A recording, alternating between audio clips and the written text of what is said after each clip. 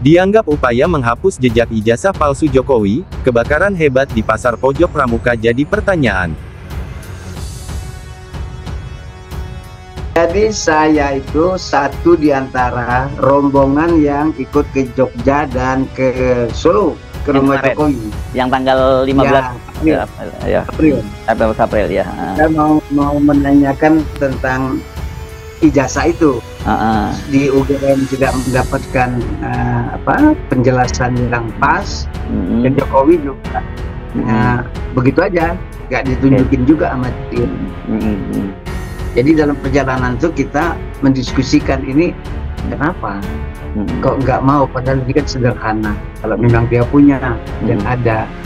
Terus kita ngikutin analisa setelah pulang dari Jogja itu, dari Roy Suryo, Risman, Tifa dan kawan-kawan, Ijal Fadila, ini menunjukkan bahwa memang nggak punya.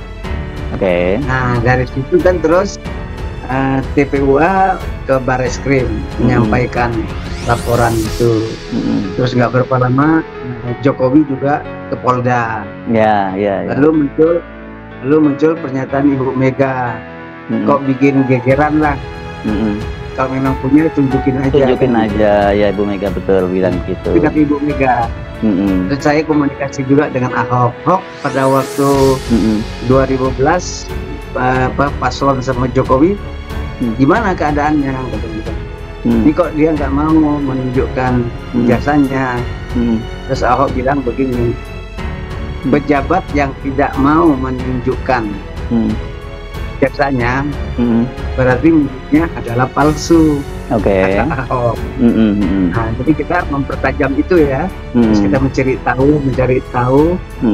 Nah dari situ terus saya mendapat info. Karena kan geger nih masalah surat ijazah ini kan. Nah terus masuk dari kader PDIP ya, tempatan ya.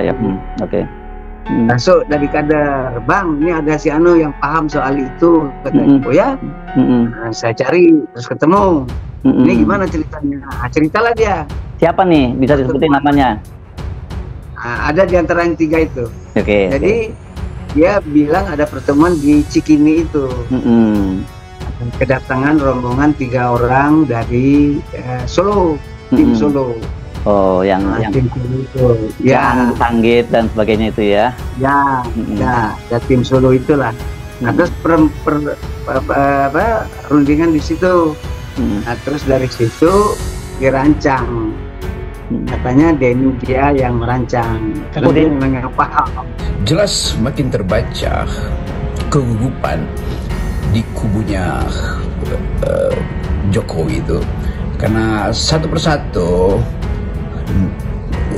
gejala yang tadinya hendak ditutupi itu, ya konsep-konsep bahwa pemalsuan itu tidak terjadi, bahwa pembuktian dengan menghadirkan para saksi itu bisa dikendalikan. Akhirnya gejala itu mulai meluntur, masuk dalam gejala baru, yaitu makin banyak orang yang mau mengucapkan satu pandangan untuk memperkuat argumen dari Rismon, Roy Suryo, Dr. Tifa CS. Nah, begitu diucapkan soal Pasar Pramuka, maka seluruh fokus penelitian itu berubah menjadi makin dekat dengan pembuktian kepalsuan.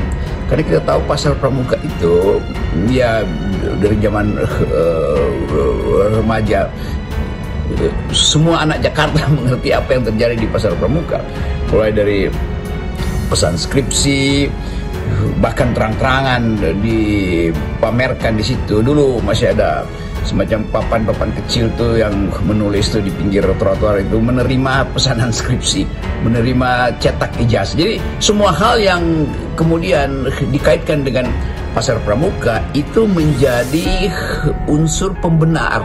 Karena hanya di Pasar Pramuka orang bisa memastikan, atau para sejarawan bahkan bisa teliti bahwa itu adalah pusat pemalsuan, dan itu terbuka terang-terangan tahun 80-an.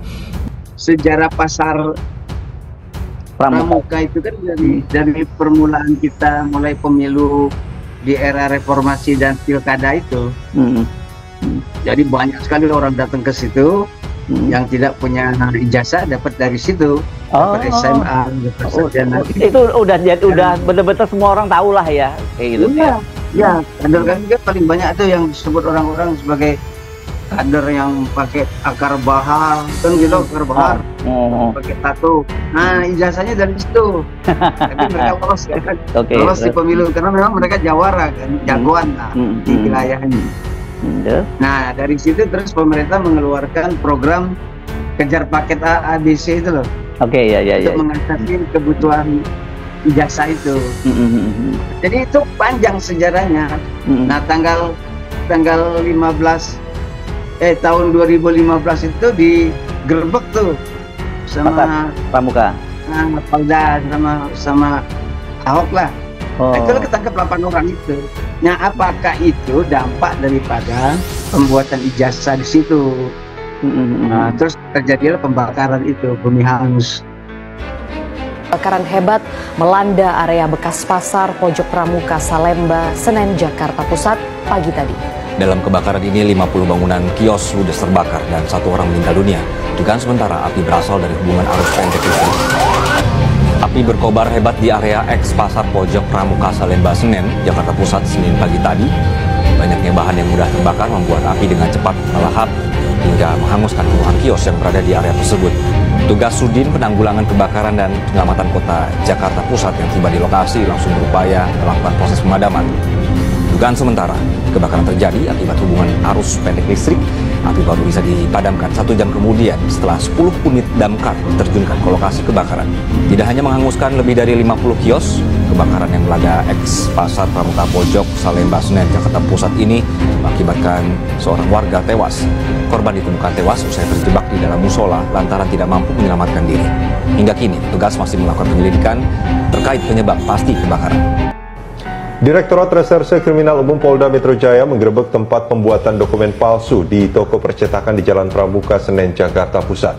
Petugas menyita puluhan ijazah, KTP, dan buku nikah palsu yang berada di dalam toko. Polisi menyita 23 orang pemilik dan calo pembuat dokumen palsu. Petugas mendapatkan puluhan ijazah palsu, KTP palsu, dan buku nikah palsu. Menurut Denny, pemilik toko, selembar ijazah palsu dijual dengan harga Rp1.500.000, sedangkan untuk ijazah SMA dijual dengan harga Rp800.000. Dari hasil penjualan itu, Denny yang sudah beroperasi 3 tahun mengaku hanya mendapat keuntungan sekitar Rp200.000 per lembar dokumen palsu. Polda Metro Jaya mensinyalir tempat itu adalah sumber pembuat dokumen palsu di Jakarta. Mereka yang ditangkap terancam hukuman penjara 7 tahun.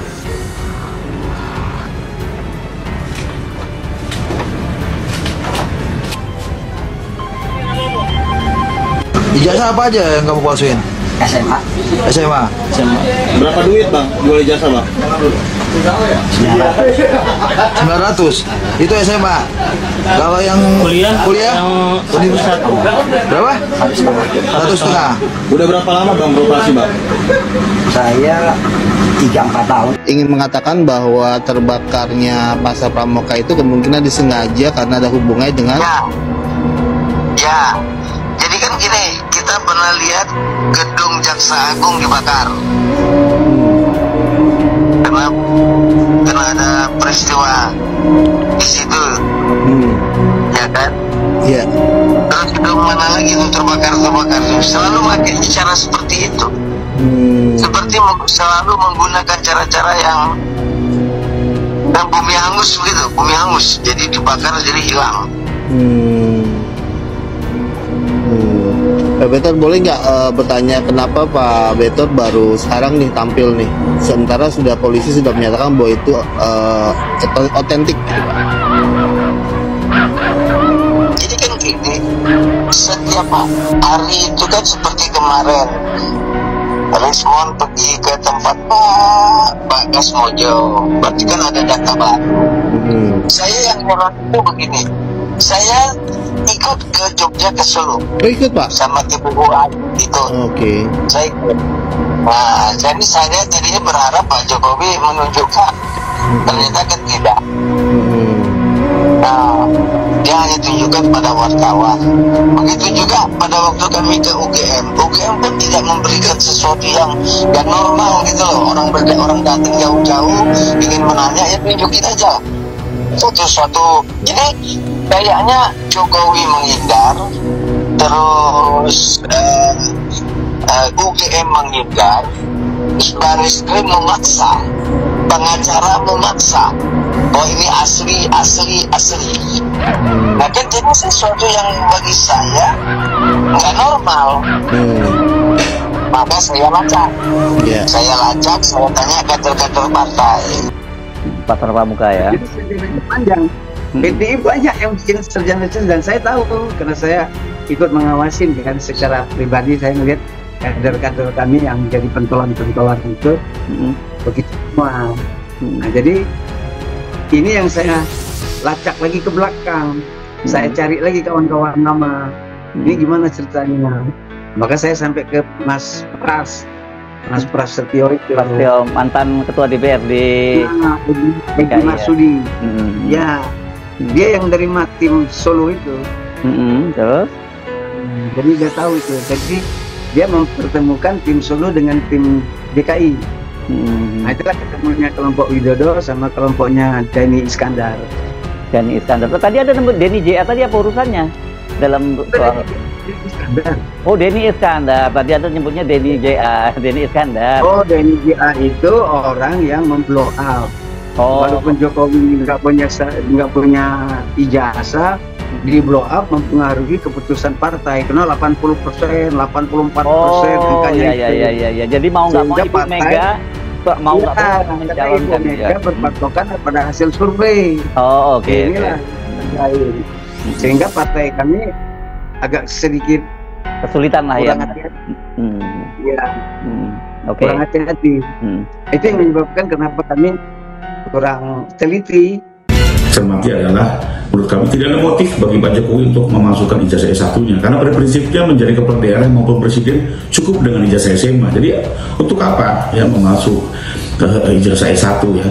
Apalagi kenyataannya kita dengar sendiri dari UGM maupun banyak saksi yang sudah dengar keterangannya termasuk hasil puslapor bahwa ijazah itu asli. Jadi kami melihat ini hanya sekedar informasi yang berkembang dan tidak bisa dipertanggungjawabkan. Nah, tapi kalau soal ijazah yang dicetak di Pasar Pramuka itu, Anda meyakini seberapa besar dan pernyataan Anda itu bisa dipertanggungjawabkan sampai level apa nih yang itu karena bikin rame sekarang? Saya yakin itu di atas 90% benar ya. Di atas banyak 90%. sekali. Saya juga pernah nganter teman dulu ke situ. Oh, oke. Mungkin dia mau maju apa ya? Maju DPRD apa tuh? Ya ke situ. Oke. Ya. Pak, ini tidak dilakukan di penyidikan, harusnya dilanjuti ke tingkat penyidikan. Inilah yang menurut kami adalah upaya-upaya kriminalisasi terhadap Pak Jokowi. Bayangkan saja Mbak, suatu hal yang bukan merupakan tindak pidana mau mencoba dipaksakan untuk naik ke penyidikan sehingga seakan-akan itu adalah tindak pidana. Sehingga kami juga meminta pihak-pihak yang masih mencoba untuk melakukan hal ini mengkriminalisasi klien kami untuk menentukan hal tersebut. Pengacara Jokowi kan selalu menyatakan siapa yang mendalilkan dia yang harus membuktikan. Itu kan dalil legal formal. Padahal dalam posisi Jokowi sebagai presiden selama 2 periode, ya dia nggak punya kemewahan semacam itu ya. Dia punya kemewahan semacam orang-orang lain yang dia punya privacy. Seorang pejabat publik harus semuanya dibuka kepada publik. Itu apa boleh buat, itu konsekuensi yang harus mereka terima ya sebagai pejabat publik. Dan kalau kemudian dia menyatakan bahwa itu adalah urusan personal Jokowi, nggak bisa dalil semacam itu. Ya memang ada debat metodologi karena dalil dari Roy Suryo CS itu palsu, maka Roy Suryo harus membuktikan. Oke, kalau itu jalan pikiran akademis, maka mesti dibuka akses untuk membuktikan dalil dari Roy Suryo CS, yaitu itu palsu. Apa aksesnya? Ya periksa apa yang dimiliki oleh Jokowi. Lalu Jokowi akan bertanya, hak apa kalian memeriksa ijazah saya? Ada yaitu hak penelitian, itu dasarnya tuh. Jadi ini kan bukan delik yang sudah diatur dalam KUHP, ini delik perselisihan antara kepala negara dan warga negara. Karena itu harus dibuka akses warga negara untuk meneliti keaslian dari ijazah kepala negara. Demi apa? Ya demi kejujuran, kan dasarnya itu. Ini kan bukan soal mau menagih Jokowi untuk bayar utang atau menjebloskan Jokowi karena ada perbuatan tercela. Ini adalah upaya untuk minta jaminan bahwa kepala negara sejak 10 tahun itu tidak pernah berbohong. Dan itu adalah hak warga negara. Kenapa? Karena warga negara di atas kepala negara. Dasarnya itu aja, sederhana. Bahwa kemudian jadi isu segala macam, yaitu karena memang mulai terlihat upaya untuk menghilangkan jejak pemalsuan itu. Jadi pada akhirnya orang mulai melihat bahwa ini ada penghilangan jejak tuh karena bertahun-tahun. Kenapa tidak kepala negara dengan lega mengatakan sebagai sebetulnya sebagai negarawan maka tidak perlu ada lapor-melapor, ini milik saya, akan selesai. Jadi yang kita persoalkan sekarang adalah nobleness-nya atau nobility, kemuliaan, keagungan dari presiden yang disembunyikan bertahun-tahun. Padahal presiden itu selain sebagai kepala pemerintahan adalah kepala negara. Nah, kepala negara itu mesti pakai prinsip bahwa permintaan warga negara layani, jangan dilaporkan. Justru kan ajaib, kepala negara melaporkan warga negara. Kenapa dia dilaporkan? Karena menuduh saya palsu. Bukan menuduh, bertanya, Anda punya nggak ijazahnya tuh? Ya udah, tunjukkan, ini yang punya saya. Itu yang namanya kematangan seorang kepala negara tuh. Nah, sikap negarawan itu yang tidak ada pada Pak Jokowi, sehingga muncul problem yang panjang lebar ini dan akhirnya berujung pada makin banyak orang yang meragukan justru kejujuran dari kepala negara. Jadi ini adalah pertandingan untuk menguji kejujuran. Ada moral call, ada panggilan moral di situ tuh sebelum dia menjadi kasus hukum yang pada akhirnya mungkin memang akan tiba di meja pengadilan, tetapi akan dicatat oleh sejarah bahwa ada kepala negara yang bertahun-tahun menyembunyikan sesuatu yang seharusnya dia ucapkan karena panggilan moral, yaitu hak warga negara untuk mengetahui kejujuran kepala negara. Nama Pasar Pojok Pramuka kini ikut menambah daftar rangkaian kejanggalan terkait kasus dugaan ijazah dan skripsi palsu Joko Widodo. Menurut Bitor Suryadi yang merupakan politisi PDIP, ijazah S1 Joko Widodo dicetak di salah satu kios yang terletak di kawasan Pasar Pojok Pramuka, Jakarta Pusat.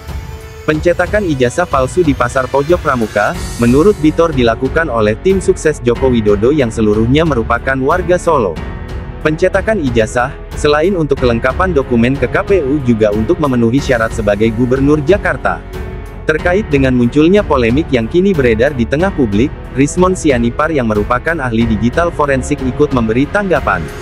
Menurutnya, sejumlah kejanggalan terkait dengan perkara ijazah dan skripsi palsu semakin perlu mendapat jawaban dari Joko Widodo. Selain pada lembar pengesahan skripsi dan sosok Kasmujo, Rismon juga mendapati kejanggalan pada formulir registrasi atas nama Jokowi yang mengindikasikan perbedaan. Berdasarkan pada formulir registrasi dan pendaftaran, Rismon mengimani Jokowi bukan menempuh program sarjana melainkan ahli madya atau diploma. Karena itu, adanya dugaan yang menyebut ijazah Jokowi dicetak pada tahun 2012 di Pasar Pojok Pramuka, menurut Rismon merupakan hal mungkin saja terjadi. Banyak sekali kejanggalan yang belum terjawab oleh Jokowi, tim kuasa hukum hanya memberi narasi bukan inti, ujar Rismon. Sehubungan dengan proses pencetakan ijazah di tahun 2012, Wakil Ketua Umum Jokowi Mania Andi Azwan memberi sanggahan. Terlibat langsung dalam tim sosialisasi kampanye Jokowi Ahok, Andi menyebut pernyataan Bitor Suryadi tidak lain hanya merupakan upaya panjat sosial atau pansos. Memberikan pernyataan tanpa adanya dasar di tengah-tengah polemik, menurut Andi hanya bertujuan untuk mencari sorotan. Ini menurut saya pansos, untuk dapat ketenaran dalam situasi seperti ini, yang diucapkan itu omong kosong, sanggah Andi dikutip Ayo Jakarta dari Official iNews. Disebutnya nama Pasar Pojok Pramuka dalam kasus dugaan ijazah dan skripsi palsu Joko Widodo, ikut membuat sebagian kalangan berspekulasi. Menurut sejumlah warganet, peristiwa kebakaran yang terjadi di Pasar Pojok Pramuka pada awal Desember tahun 2024 merupakan upaya menghapus jejak pembuatan ijazah. Selain menewaskan satu orang, kebakaran hebat juga telah menghanguskan lebih dari 50 bangunan kios jasa pengetikan skripsi yang berada tidak jauh dari Pasar Obat Pramuka. Dalam salah satu unggahannya, salah satu akun Instagram ikut mempertanyakan ada atau tidaknya hubungan kasus ijazah palsu dengan peristiwa kebakaran. Netizen, benarkah ini murni kebakaran biasa atau disengaja? Ujar pemilik akun @laila.lali90 yang ditanggapi beragam oleh ribuan warga.